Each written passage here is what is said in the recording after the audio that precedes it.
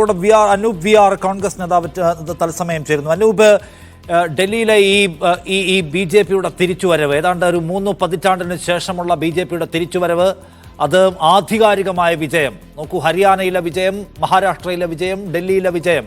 നരേന്ദ്രമോദിയുടെ പ്രഭ മങ്ങിയിരിക്കുന്നു, നരേന്ദ്രമോദി അങ്ങ് ഇല്ലാതായിരിക്കുന്നു എന്നൊക്കെ 2024 പൊതു തെരഞ്ഞെടുപ്പിന് ശേഷം ആശ്വസിച്ച അല്ലെങ്കിൽ അങ്ങനെ പ്രചരിപ്പിച്ച പ്രതിപക്ഷ ചേരിക്കാകെ കനത്ത തിരിച്ചടി നൽകുന്ന ആവർത്തിച്ചുള്ള സംസ്ഥാനത്തെ വിജയങ്ങൾ നേടുകയാണോ ഇപ്പോൾ ബി ജെ പി? ഇത് പ്രതിപക്ഷത്തിനാകെ ഒരു തിരിച്ചടിയാണ് എന്ന നിലയ്ക്ക് നിങ്ങൾ എടുക്കുന്നുണ്ടോ?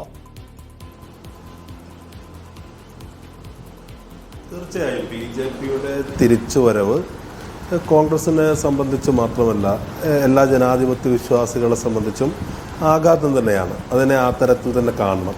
പിന്നെ കോൺഗ്രസിനെ സംബന്ധിച്ച് ഇതൊരു പരാജയമാണ്. പ്രാഥമികമായി പരാജയത്തെ അംഗീകരിക്കുക, ജനവിധിയെ അംഗീകരിക്കുക എന്നുള്ളതാണ് മര്യാദ.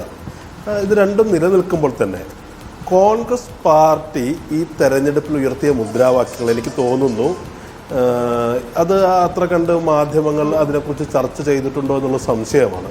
കോൺഗ്രസിൻ്റെ രാഷ്ട്രീയ സാധ്യതകളെക്കുറിച്ച് അല്ലെങ്കിൽ ആരാണ് വരാൻ പോകുന്നത് എന്നതിനെക്കുറിച്ചൊക്കെ വലിയ ചർച്ചകൾ നടന്നിട്ടുണ്ട്. പക്ഷേ ഇതിനകത്ത് കോൺഗ്രസിൻ്റെ മാനിഫെസ്റ്റോ ഒരു പക്ഷേ പോസ്റ്റ് മണ്ഡൽ, പോസ്റ്റ് മസ്ജിദ് കാലത്തിന് ശേഷം കോൺഗ്രസിൻ്റെ ഏറ്റവും നല്ല മാനിഫെസ്റ്റോയുമായി ജനങ്ങൾ അഭിമുഖീകരിച്ചൊരു തെരഞ്ഞെടുപ്പാണിത്. ജാതി സെൻസസിനെ കുറിച്ച് രാഹുൽ ഗാന്ധി സംസാരിക്കുന്നു, മണ്ഡൽ കമ്മീഷൻ റിപ്പോർട്ട് നടപ്പിലാക്കുമെന്ന് പറയുന്നു, ദളിത് സമൂഹത്തോട് ചെയ്ത രാഷ്ട്രീയമായ നീതിയുടെ കാര്യത്തിൽ, സാമൂഹിക നീതിയുടെ കാര്യത്തിൽ കോൺഗ്രസ് മുൻകാലങ്ങളിൽ നടപ്പിലാക്കാൻ കഴിയാത്തതിന് മാപ്പ് ചോദിക്കുന്നു. അങ്ങനെ കോൺഗ്രസ് അതിൻ്റെ രാഷ്ട്രീയത്തെ അടിമുടി നവീകരിച്ച ഒരു ഇലക്ഷൻ എന്നുള്ള രീതിയിൽ, ഒരു കോൺഗ്രസ്സുകാരൻ എന്നുള്ള രീതിയിൽ വളരെ അഭിമാനത്തോടു കൂടി പറയാൻ കഴിയും. പക്ഷേ യാഥാർത്ഥ്യത്തിൽ നിന്ന് നമ്മൾ അംഗീകരിക്കാതിരുന്നിട്ട് കാര്യമില്ല. കോൺഗ്രസ് രാഷ്ട്രീയമായി പരാജയപ്പെട്ടു. പക്ഷേ കോൺഗ്രസിനെ സംബന്ധിച്ച് അതിൻ്റെ പുതുക്കി പണിയലിന്, അതിൻ്റെ തിരിച്ചുവരവിന് ഒരു ആക്കം കൂട്ടാൻ കഴിയുന്ന, രാഷ്ട്രീയമായി അതിനെ നവീകരിക്കാൻ കഴിയുന്ന ഒരു തിരഞ്ഞെടുപ്പ് ആയിരിക്കും എന്ന കാര്യത്തിൽ സംശയമില്ല. അത് മാത്രമല്ല, അപ്പോൾ ആം ആദ്മി പാർട്ടിയെ സംബന്ധിച്ച് കോൺഗ്രസ് വിരോധത്തിന് ഉപരിയായി ഒരു രാഷ്ട്രീയ അജണ്ട അത് ഒരു കാലത്തും ഉയർത്തിപ്പിടിക്കാൻ കഴിഞ്ഞിട്ടില്ല. ഇപ്പോൾ സുഭാഷ് പാലേക്കർ സീറോ ഫാമിങ്ങിനെ കുറിച്ച് പറയുന്നുണ്ട്. അതുപോലെ ഒരു സീറോ ഐഡിയോളജി ഉള്ള പാർട്ടിയാണ് ആം ആദ്മി പാർട്ടി. കെജ്രിവാളിനോട് നിങ്ങൾ ഇടത്താണോ വലത്താണോ എന്ന് ചോദിക്കുമ്പോൾ ഞങ്ങൾ ഇടത്തും വലത്തുമല്ല മുന്നോട്ടാണെന്ന് പറയുന്ന തരത്തിൽ ഒരു പൊളിറ്റിക്കൽ ക്ലാരിറ്റി ഇല്ലാത്ത, ഒരു പ്രത്യയശാസ്ത്ര വ്യക്തതയില്ലാത്ത പാർട്ടിക്ക് ബി ജെ പിക്ക് ബദലാവാൻ കഴിയില്ല എന്ന് ആം ആദ്മി പാർട്ടിയെ കുറിച്ച് നിങ്ങൾക്ക് ആ വിമർശനമുണ്ട്. ഞാൻ വീണ്ടും ചോദിക്കുന്നത് ബി ജെ പിയുടെ ആവർത്തിച്ചുള്ള അസംബ്ലി വിക്ടറീസിനെ കുറിച്ചാണ്. നിങ്ങൾ നരേന്ദ്രമോദി 2024 അദ്ദേഹത്തിന്റെ ഒരു വിൽപ്പന മൂല്യം അവസാനിച്ചു എന്ന് പറഞ്ഞുവെങ്കിൽ നരേന്ദ്രമോദിയുടെ ലീഡർഷിപ്പിലാണ് ഇപ്പോഴും ബി ജെ പി ഉള്ളത് നമുക്കറിയാം. ആ നരേന്ദ്രമോദിയുടെ ലീഡർഷിപ്പിൽ ബി ജെ പി ഹരിയാനയിൽ നിങ്ങൾക്ക് സകല സാധ്യതയുള്ള സ്ഥലത്ത് ജയിക്കുന്നു, മഹാരാഷ്ട്രയിൽ ജയിക്കുന്നു, ഇപ്പോൾ ഇവിടെ ജയിക്കുകയാണ്.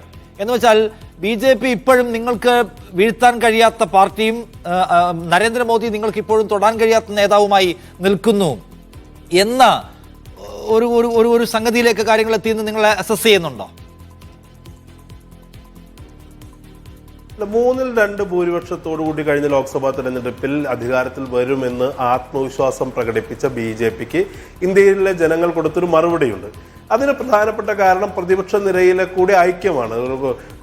കോൺഗ്രസ് അടക്കം വിട്ടുവീഴ്ച ചെയ്തുകൊണ്ട് അത്തരമൊരു രാഷ്ട്രീയ നിലപാടിലേക്ക്, മുന്നണി രൂപീകരണത്തിലേക്ക്, പലപ്പോഴും ഈ ഒരു പ്രീ പോൾ അലയൻസിലേക്ക് കോൺഗ്രസിന് എത്തിച്ചേരാൻ കഴിഞ്ഞിട്ടുണ്ട്. പോസ്റ്റ് പോൾ അലയൻസിനേക്കാൾ കൂടുതലായി മുൻപേ കൂട്ടി തന്നെ ധാരണയിൽ കോൺഗ്രസ് അതിന്റെ ചരിത്രത്തിൽ ഏറ്റവും അധികം സീറ്റുകൾ വിട്ടുവീഴ്ച ചെയ്ത് ഒരു തെരഞ്ഞെടുപ്പാണ്. പക്ഷേ ആ വിട്ടുവീഴ്ച മറ്റ് സഖ്യകക്ഷികളുടെ ഭാഗത്തു നിന്നും ഉണ്ടായോ എന്നുള്ളത് കൂടി പരിശോധിക്കപ്പെടേണ്ടതാണ്. ഈ തെരഞ്ഞെടുപ്പിൽ തന്നെ ആം ആദ്മി പാർട്ടി അതിന്റെ തുടക്കത്തിൽ വളരെ അഹങ്കാരത്തോടു കൂടി, ഒരു വ്യാജ ആത്മവിശ്വാസത്തോടു കൂടിയാണ് അരവിന്ദ് കെജ്രിവാൾ അതിന് നേരിട്ടത്. അദ്ദേഹം ഒരു രാഷ്ട്രീയ ആൾദൈവമാണെന്ന് സ്വയം വിശ്വസിക്കുകയും ബി ജെ പിയെ നേരിടാൻ കഴിയുന്നത് ഞങ്ങൾക്കാണെന്നുള്ള ധാരണയോടുകൂടി ആരുടെയും സഹായമില്ലാതെ മുന്നോട്ട് പോവുകയാണ് ചെയ്തത്. അവർ ആത്മപരിശോധന നടത്തേണ്ടതാണ്.